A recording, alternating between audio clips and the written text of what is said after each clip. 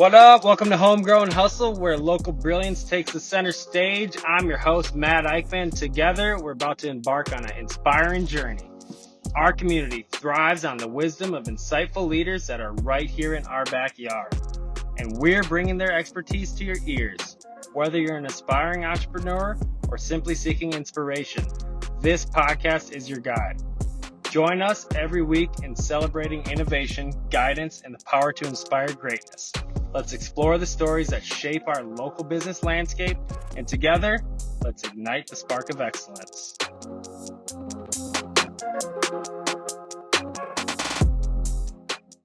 Welcome to the Homegrown Hustle podcast. I'm here with Anthony Heggerston, the owner of ATD Services, certified real estate agent. This man's juggling a lot of stuff. One thing I just learned about him is he's bought and sold 4 different homes on his way to having a home that's completely paid off now. So I'm really excited about having you on today. Let's just dive right into it, Anthony. For everybody that doesn't know you, tell everybody about you. Yeah, so I'm Anthony Heggerston. I started ATD Services a long time ago during when we had the downturn of like '08. Mm-hmm. I started painting houses right when I was 18 and just kind of got into the trades that way.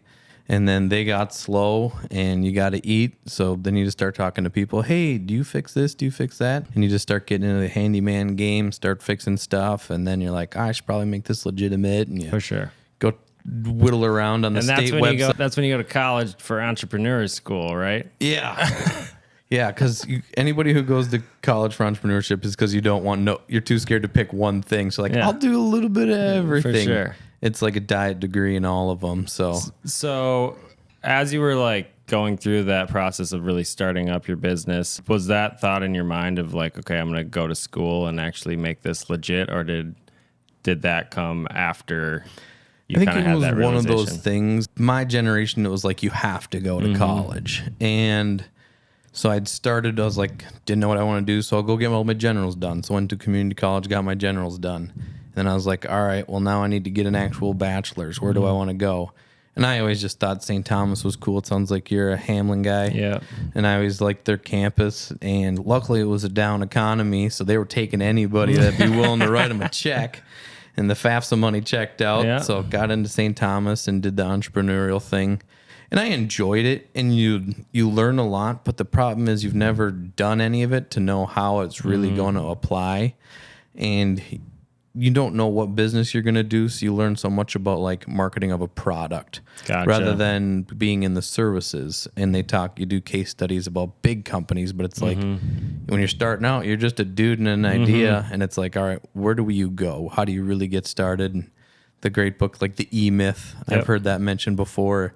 And that one's always a great resource. So just to recommend to people getting started, because you don't realize how true it is until you start doing it. Like, oh, he did it, I can do it. Exactly. And then you don't realize, it's achievable. He was doing it, but then there's all the stuff on the back end that you have to be taking care of. It's like your employees see you work a few hours here, and then you got to run and do something or check on another job, and they're like, "Oh, he's always running around. He's never getting anything done." Maybe, and it's like, no. Yeah. I'm still working at 10 o'clock at night sometimes. Or they'll never really understand. And you express it to them, and even as being an employee before, you feel that way no matter what. But learning how in depth that goes and realizing like, oh, you pay this, but then there's all these other bills that go with it, and managing the money and going and selling. Yeah, because I mean, I can't tell you how many business owners in the trades I know that are like losing money regularly. Like they go out to work and they come home net negative, and they don't even realize it until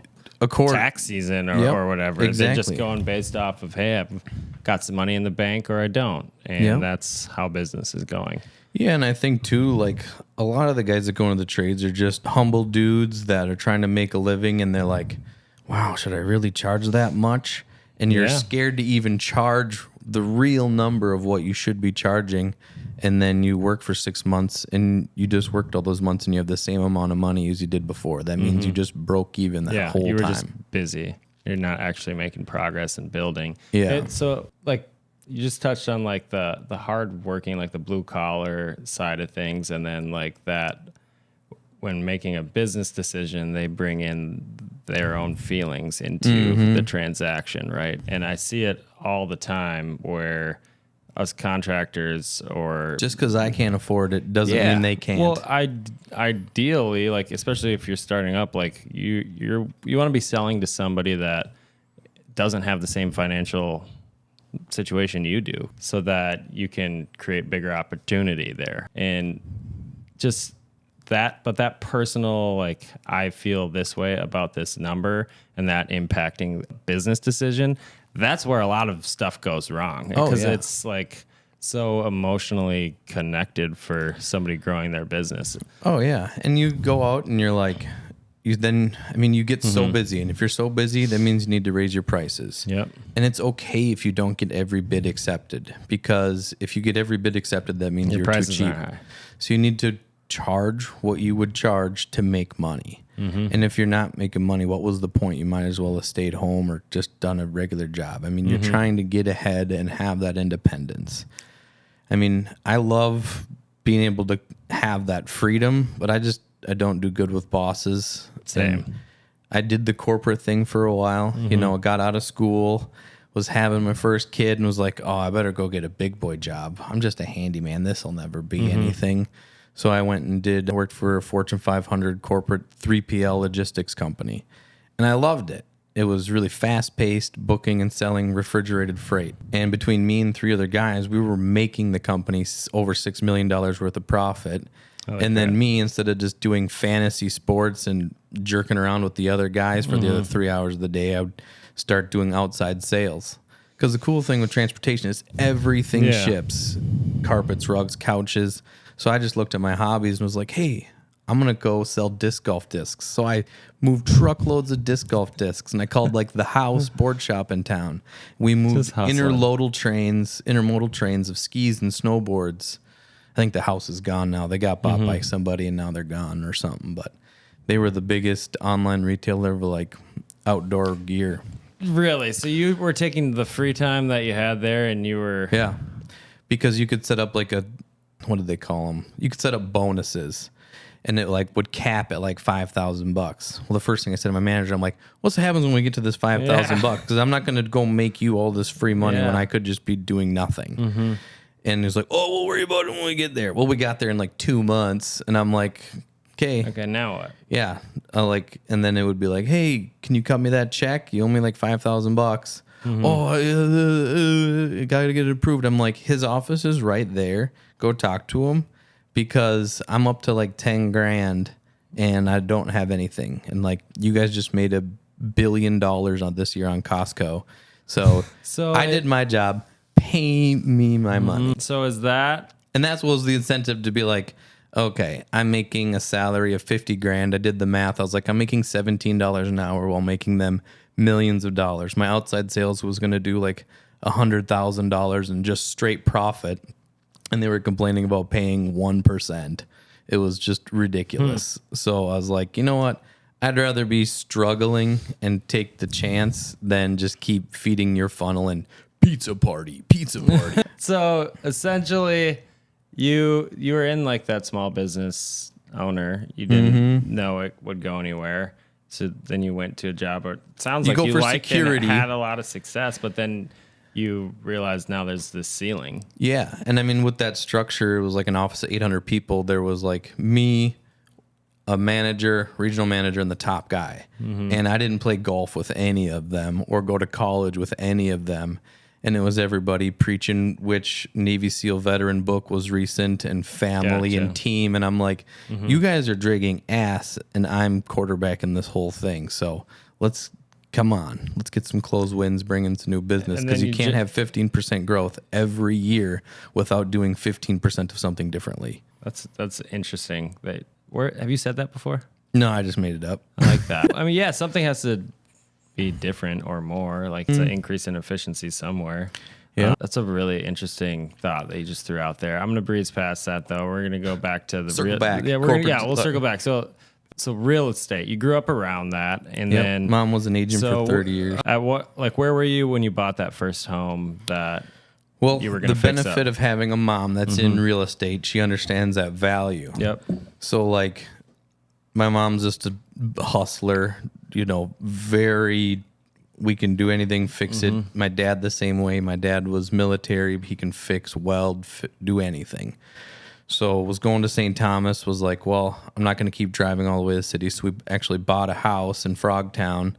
And then I actually ended up turning it into a Section 8 rental and rented it out for 2 years because I was in college. Yeah, because I bought a house for me to live in, but then it was cash flowing so much as a rental. I was like, well, I'll just rent a room for $400 and I'll still cash flowing like $800, sleep it on some shady basement.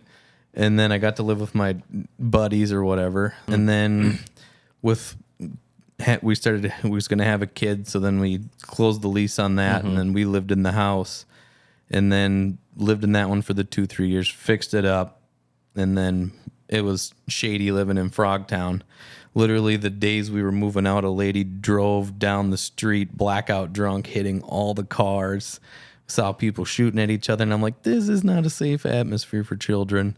So we moved back to my hometown, and me being cheap and not caring, we had bought this house that 2 ladies had passed away from carbon monoxide poisoning. So we got a really good deal, and it had a new furnace. Then fixed that one up, sold it to another young couple, bought a house had 2 acres on a lake, and then 5 acres across the street, and fixed that all up. COVID hit, but I made like 300K equity on that in like 2 years.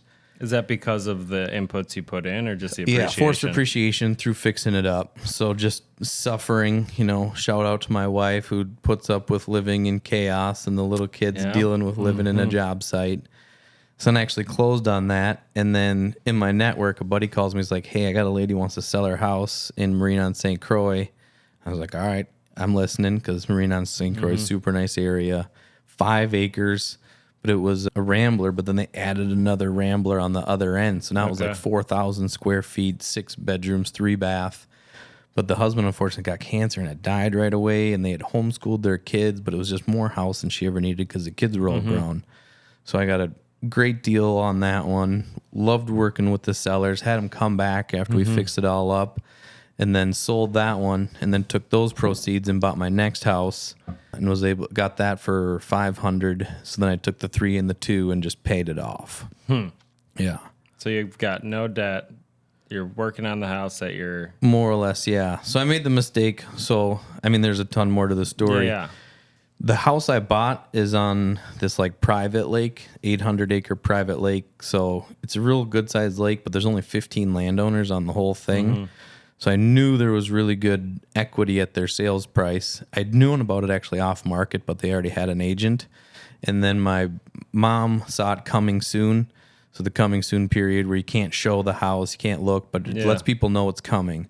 Well, a lot of people don't know is you can buy a house in the coming soon period. Just put an LOI out or something? No, all you do is I knew the house, I knew the year it was built, so I know it's construction, I know the lake, and I know 5 acres. So I just took what facts I know and just applied, yes, this is a good deal. So working with my parents, we all put in a cash offer in the coming soon, never been in the house, never driven down the road, never seen the house, and they accepted it. Once an offer is accepted, you have a duty to perform, so now I can go in and do my inspection and all those things. So we snatched it up before anybody else could ever see it. You got the control. Now we have control because we have a signed contract. That's so important in the whole process, and people don't understand it because, again, they're in that like real emotional decision making. Like, are these the right faucets, and like what the roof, and what's it look like? And for me, I'm like, I don't care. I'm like, I can fix all that. I know it's got Anderson windows. It's got a big roof, but it's a low pitch. It's got all of these things, 2x6 construction with engineered trusses. There's nothing I can't easily fix that's going to be that bad. And I have the pictures, so I know about general condition. But it was like, all right, do the inspection period. All right, roof is shot. I'm like, hey. So when you do that, you essentially, like in a multiple offer type of scenario, you remove. Well, yeah, when you have a super competitive market, I'm going to get in there right away, and I'm going to throw this. Here's full price. You don't even have to show it. And it's like you do some psychology too, like, okay, they've lived there 30 years. You can tell from the pictures if you really look of like, okay, it looks like they've got a lot of just stuff that's been around. Yep. Somebody who's selling a house that's been that long and it's a really nice location, but you can tell the hardwood floors haven't been refinished.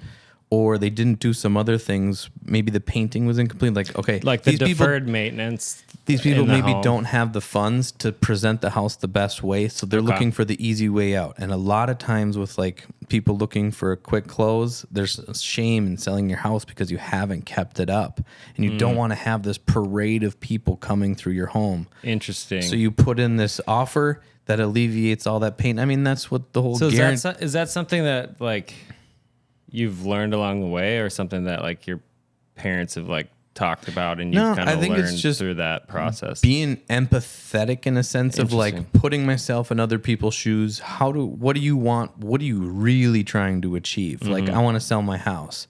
Well, some people are looking for the quickest close because I need the money because I need to buy the other house. Or some people, I want to get the most money I can because I've already bought another house. I can turn this into a rental. Yep. What is your truest motivation? So, and then in real estate, it's business. So using any information I can to my advantage to further that and make sure everybody gets what they want at the end of the day. Yeah. And they had their set list price. Full offer. You got the house. Yeah. We didn't offer them any more. We didn't offer them any less, but gave them a full list offer, and then they got it. And a cash deal too, which accelerates the whole process. We can Sellers love that. Can close in 2 weeks. So obviously I had the advantage of being able to go to the bank of mom and dad and be like, hey, can I borrow $500,000? Yeah. And obviously we worked out a percentage, so it wasn't just a freebie. But just the access to capital is such a superpower, because the whole banking process, like, it really does slow it down. But it does bring value to a situation if you don't know what you're buying, right? Yeah. Because they're gonna go through and make sure, okay, this is a good investment or it's not, because they got to make sure they get their money back. Yeah, and I think a lot of people don't, like, not everybody has a parent or a rich uncle to go to, but there's money out there that investors want to deploy into the market. So even if you don't have the rich uncle or whatever it may be, winning lotto ticket in your pocket, there's people out there who want to lend money so that they can deploy as capital. You're going to pay a couple points up front, but it may be interest-only payments. So maybe you are self-employed and you can't get a loan because you don't have 2 years experience. Well, hold that for a year with a private investor. You'll pay a little more, but if you found a house that's got great equity, it's going to work out in the end. And understanding like where the money's at with a property, like your experience with construction helps you see value or a lack thereof in the properties that you're working on. And knowing what stuff to fix on a house for either a quick flip or, okay, we need to redo everything. Because like the Marine on St. Croix flip, that was 4,000 square feet for more or less me and another guy, because I took all my chips and just pushed them in, maxed out the line of credit, because I'm like, I know there's light at the end of this tunnel. So if I can pull all my tricks I know and do this house up right, because I'm like, all right, can't just do a cheap fix. We're not doing MDF trim and laminate floors. It's going to be nice LVP. We need real wood trim. And then I did some other just real cool stuff to like set it apart. So they had a homeschool room in the basement, and the guy who had owned it worked at Anderson Windows. So it had this huge arched Anderson window in it, and it was an exterior window, but it was mounted inside, but it had like factory tint, and they had used it as their homeschool room, and it had like an exterior Anderson door. Well, I turned it, and now it's a movie theater. So I turned it into a movie theater, and with the exterior door, now it was like soundproofing, and, you know, added the cinema sticker to the door and hung up some nice little popcorn memorabilia and put in a screen and whatnot, and it was all wired for surround sound. Put some bells and whistles in, essentially. Yeah, and then next to that, there was this like random closet, but it was big. It was like half as big as this room. So then I made a bookshelf hidden door so that it would open up. That's sick. It was open up, and then they had a library with all these old bookshelves. Well, I just repurposed the bookshelves, made a base, lifted them up, put them on the wall, and then enameled them all white to make them look good. So now you push open this bookcase, and it was a whole room inside. And I was going to stage it with like Nerf guns and whiskey and cigar. Dude. Yeah, and it was just a really cool place. It had 5 bedrooms on one level on 5 acres. To like deploy some creativity. You know? And that's what I always like doing for all my clients. Like, we're doing a law office remodel, and she's like, I want a big glass wall. And I'm like, I love it. But This is a rented space. Yeah. You don't own this building. All of this appreciation you're putting in Not for you. is gone. Poof. So let me get a little creative. And it's like tempered glass you can find on Marketplace because demo guys love keeping stuff and they're selling it. So I was like, we have a big space here, so I'm going to go find tempered glass panel, and then I'll just frame it to fit. So instead of her spending $20,000 for a full glass wall, now I can do it for $3,000. Or she wants full glass doors. I'm like, I love the idea.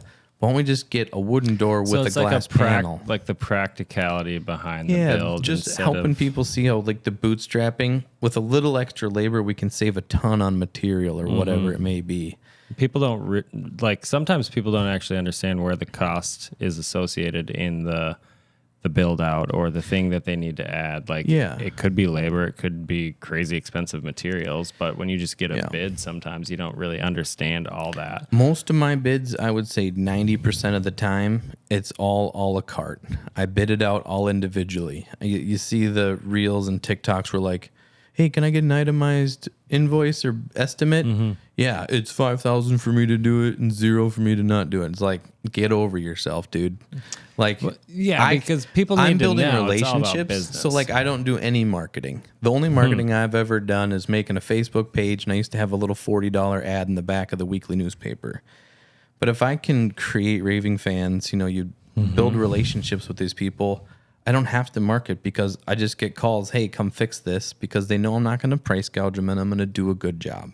The work will, and just working with friends and family. Some people hate it. There's times it goes bad no matter what, but that's what I like working with because I want to see my friends and family get the best job for the best price and get good value, not just throw money down a hole. So let's talk about like not the real estate side, but the other part of growing your business. So like way back when you were doing painting, handyman jobs, all that stuff. Now you're doing like bigger construction, commercial and residential. Tell me a little bit about like how that transition. Yeah, so it was just creation happened. Got away from corporate life, and I was like, all right, we got to make a go at this. Because I would still do side work. People call you up and they're like, yeah, I got 2 little kids. I got to make some money. Yeah. So then, I had worked with this really wonderful lady.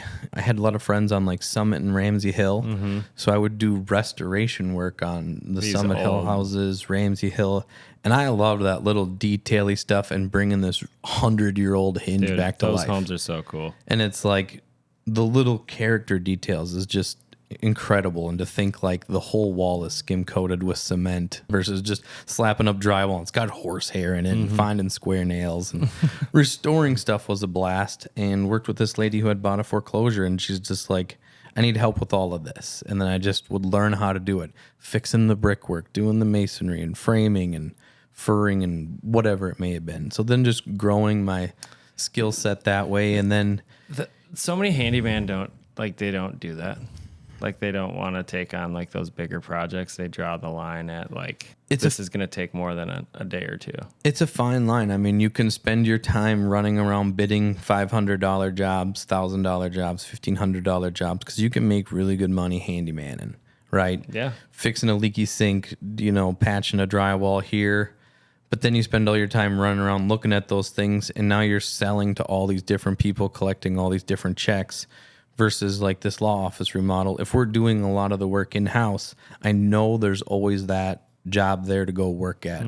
So I look at it like that's an anchor job. I know there's always something I always can go do. So then when I get a call, hey, I need an exterior painted. Hey, I need this done. We always have that job going. And as long as that's on schedule and we're not holding anything up, now I can go grab this job. And that's how you grow the business back. That's what I was doing. I had more employees of like, now I can go grab these other jobs, and the core job you had, maybe you're only breaking even, but the other ones, now those are all straight profit because that's what's going to fill the kitty. And you got to keep your guys working. And that's if the they're balance. not working, if they're not working, they're not happy. And sometimes you can't make everybody happy. I've never had to let somebody go because I wasn't busy, no matter the season, just because there's always something to do. If a job gets moved back and I got a week, I just post, hey, I need something to do, and I'll get 10 responses, and we just go knock them out. Really? Yeah, and then known too for just bidding stuff of like running around just bidding stuff is the worst because you're not making any money, and I'm the most skilled person. So every time I'm going to bid stuff, I'm losing, $75 to $150 an hour. So are there like some, outside of that you just touched on, like are there some other mistakes that you see a lot of people in the trades or handyman services make when they're like operating their business?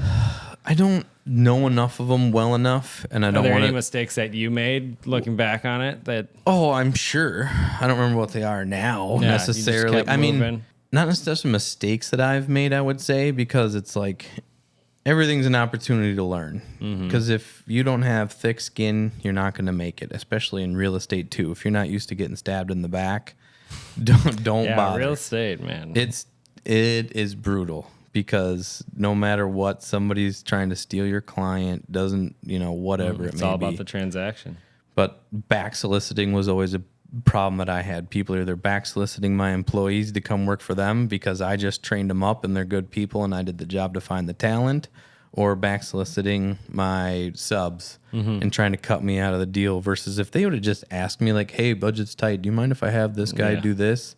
I'd have been like, sure. I know you got this other job coming. It'll all come out in the wash. Because at the end of the day, they're going to say, yeah, he let me borrow his guy. And, he's a great guy to work with. For sure.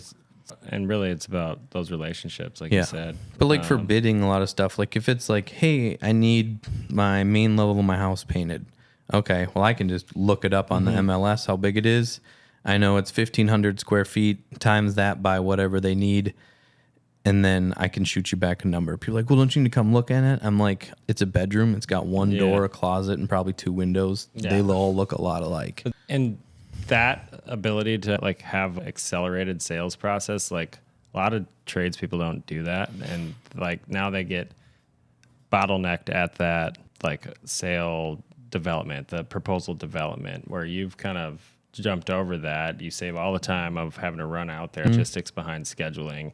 And now all you miss out on is that customer feeling like they're getting an accurate quote, right? You're just throwing a number out there. But at the end of the day, you can throw a number out there and people take it, and now you have a job versus not.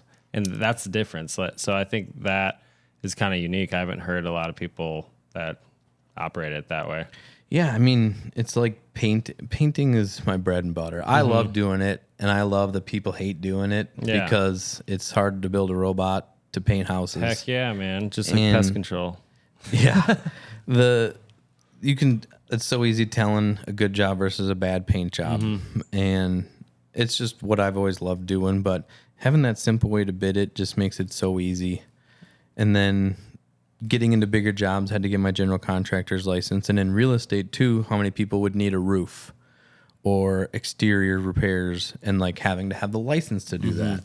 So going and getting my because you've already got all these relationships in place, right? You're doing some or work. You go to sell a house. Well, turns out it's got hail damage, and now this person's got to go around and give somebody work through the claim and whatnot. And me as a real estate agent, well, I can't help with that. Yeah. But now having my license, well, now I can help you do the whole roof. When you understand more of the process too. Well, right. Where I think that knowledge gap, a lot of agents, they don't really know what comes next. They just know that we need to get this box checked so that we can move forward in the transaction. It's just one of those things where it's like, when I go to sell your house, my job is I want to be able to handle the whole transaction. I'm going to call you. I'm going to educate what step we're at, and I'll let you know when you need something to sign, because you go to sell your house and move, your life doesn't end. You still have all the kids' soccer practices. You got to cook and make all the meals, and now you got to move all your stuff. And make business decisions. Yeah, and maybe you're trying to find another house and trying to make that as easy as possible, like with the roof aspect, and using that to my advantage of helping people. I had a buddy. I got lucky. He bought the first house we looked at. Nice. Like, what a golden ticket. So then, not showing hundreds of homes. And it's like, most agents were like, yeah, sweet, $8,000, and I got 2 hours into this or whatever it may be. Well, it turns out the roof passed its life expectancy, had a lot of damage, but insurance wasn't going to cover it. And the seller's like, well, we're not going to pay for a whole roof out of pocket because they were in a tight spot. I'm like, all right, it was a small little split entry house. I'm like, this roof, the retail on the roof was like $7,500. And I'm like, all right, we're going to throw $1,000 onto your sales price. That'll be your $1,000 contribution. Sellers, will you guys kick in $1,000? They're like, yeah, we'll kick in $1,000. And I'm like, all right, this roof the cost is $3,500. I'll take the rest out of my commission. You get a new roof. I still make $6,500. That's plenty of money for the work I had into it.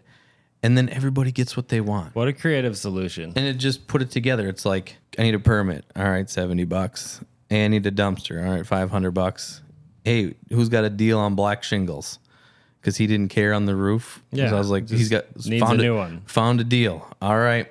Yep, permit's good. Hey, I need an inspection on a roof. That was all the work I had to do. Like roofing is like the equivalent to real estate, in my opinion.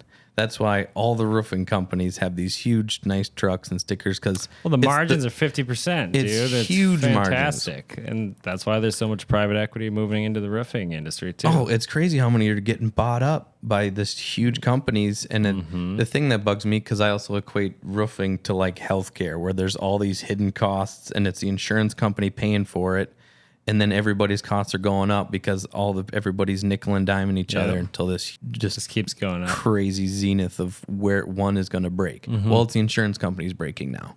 You can't get insurance in states now because there's been so many claims. Yeah, I mean, look at Florida. You can't afford to live there because of the insurance. Yeah, roofing is fascinating to me. We work on a lot of roofs, see a lot of damage, and I don't know a lot of people who just like walk outside one day and they look at their roof and they're like, hey, I think I want to get a new roof. You don't think about it. You don't think about it until there's a problem. Damage, you're selling a home. Yeah.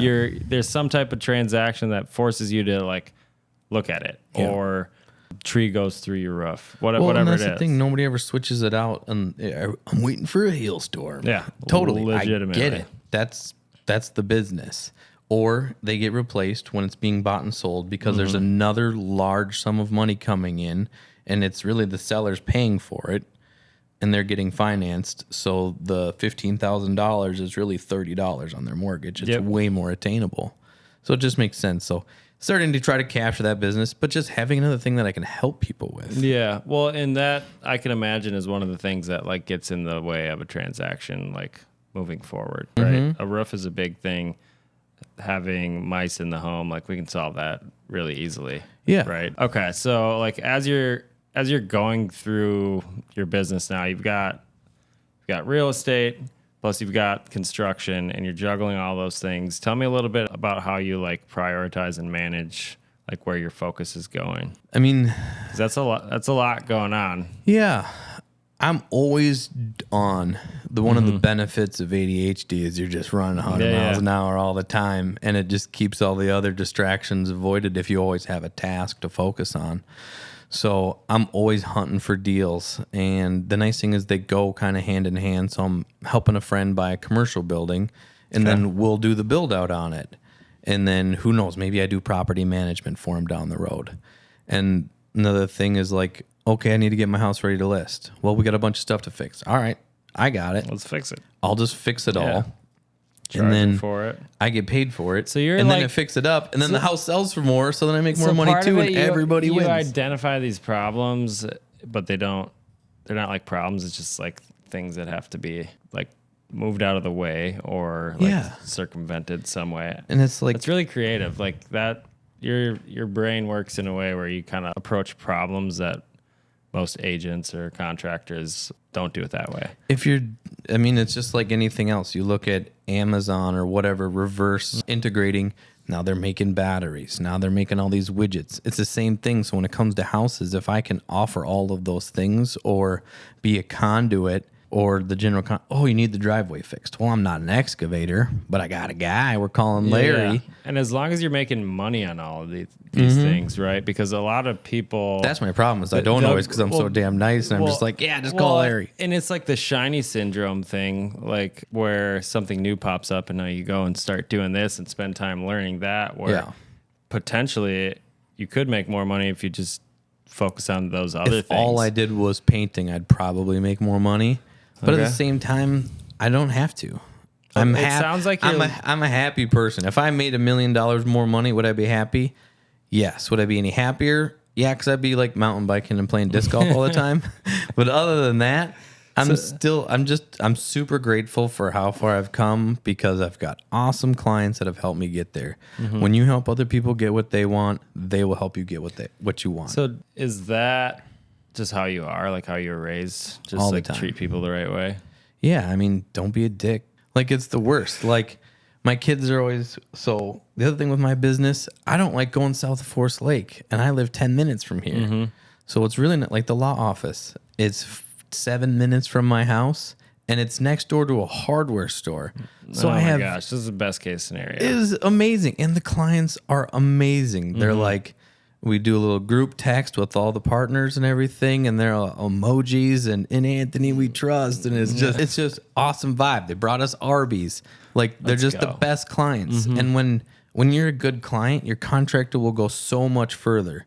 When there's that questionable decision on should I do this or should I not, they're gonna do it. And like so many guys will just not do it and then not charge, or half the time I'm not leaving something I ain't gonna make right.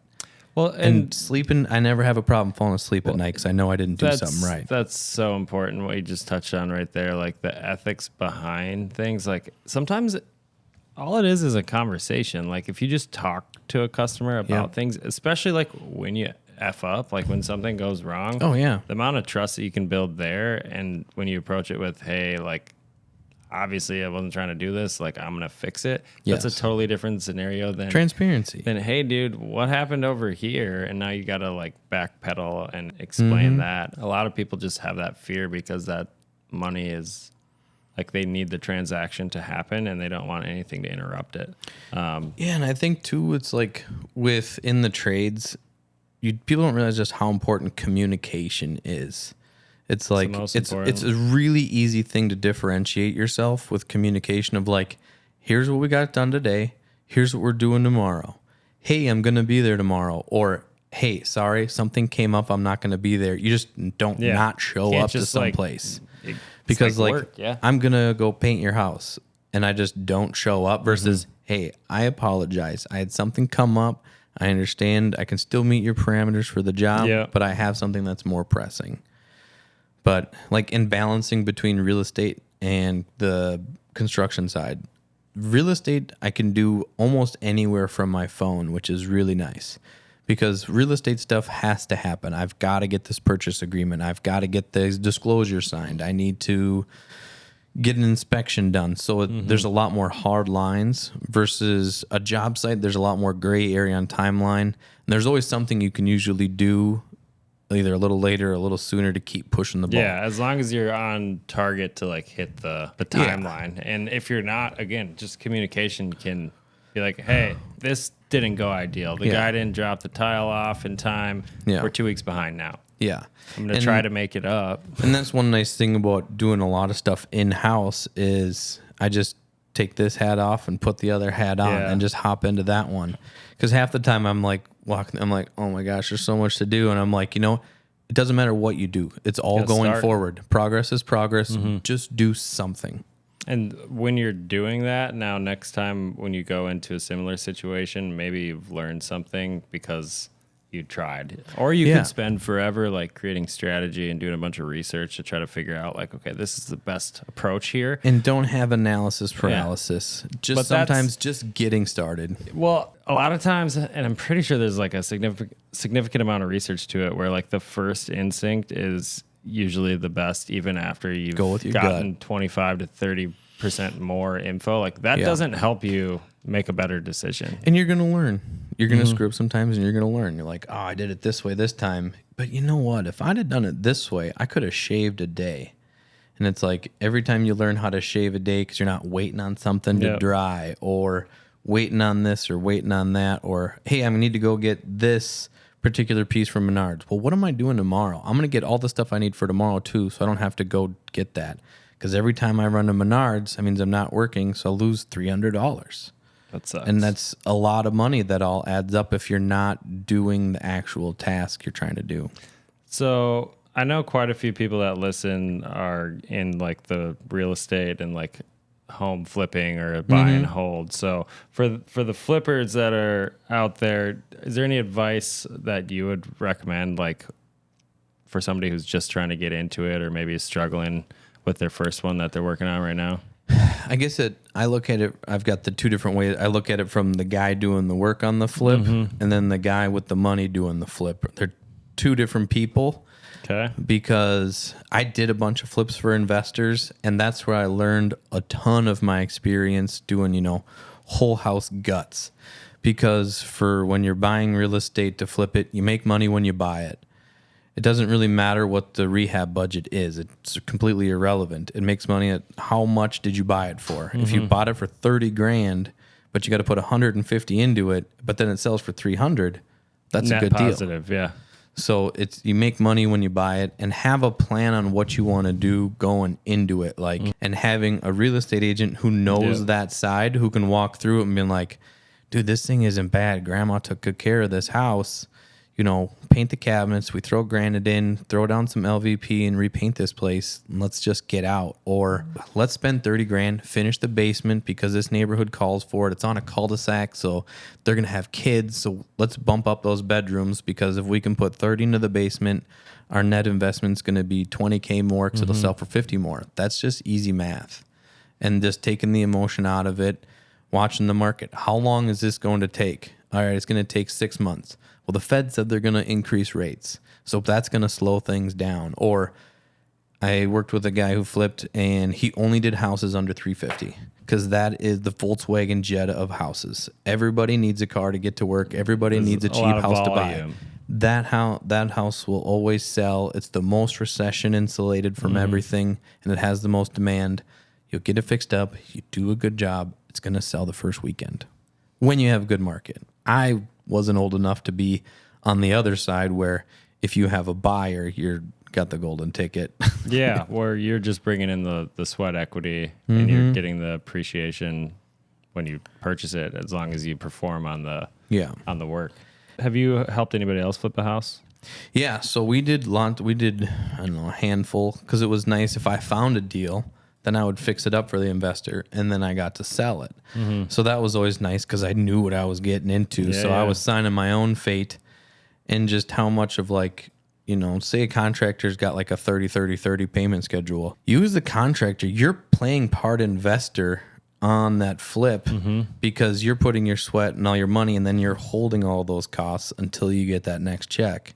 So you're part investing it when you think about it, because that investor's leveraging you for all those repairs. And I don't think a lot of people realize that. And especially I had a relationship go bad. We got done with the flip, and the guy's like, hey, I don't have any money to pay you the rest of the balance. It was like 15 grand. And I'm like, that would have been nice to know. Just communicate. Yes. And I'd have been like, dude, I get it. Hey, can you get me this? Can you get me that? And he was like, well, I can get you a loan, but you have to pay me interest. And I'm like, I've already given you a loan of 15 grand that I'm paying interest to my credit cards that I need to pay off. And it just completely nuked the whole relationship, because it was like, and then he said he didn't trust me to sell the house. I'm like, no one else is more financially invested in selling this house than I am. And then had to do the mechanics lien and getting a call from the closer to be like, hey, about the check. And it just sucked, because it was a good relationship.